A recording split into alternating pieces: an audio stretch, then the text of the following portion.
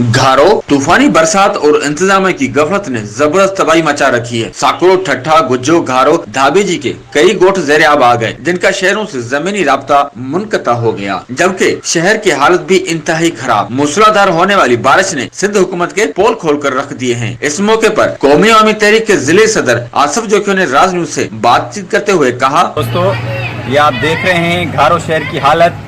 ये गुज़िश्ता 11 साल की पीपल्स पार्टी की मुस्तकिल हुकूमत का तोहफा है हमें, बिलावल भुट्टो साहब का तोहफा है हमें, आसिफ अली जरदारी साहब का तोहफा है हमें कि हम ठट्टा के लोग, घारों के लोग बारिशों में डूब रहे हैं, हमारे घरों में पानी है।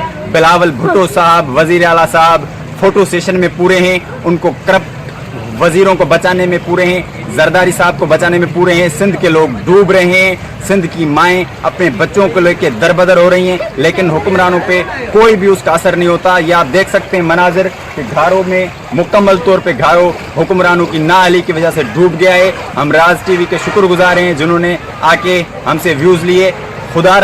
खुदारा बिलावल भुट्टो साहब, करप्शन के हाथ थोड़ा हल्का करें और सिंध जो गुज़िश्ता 11 साल से आपको वोट देती आ रही है उनका ख्याल करें, बेनज़ीर साहिबा का ख्याल करें, भुट्टो साहब के नाम का ख्याल करें। ये जो लोग डूब रहे हैं, मर रहे हैं, लोगों के घरों में पानी आ रहा है, खुदारा उसको रिलीफ दें। सिर्फ करप्शन ना करें, ये लोगों को रिलीफ आके दें जिन्होंने आपको गुज़िश्ता 11 साल से चुना हुआ है।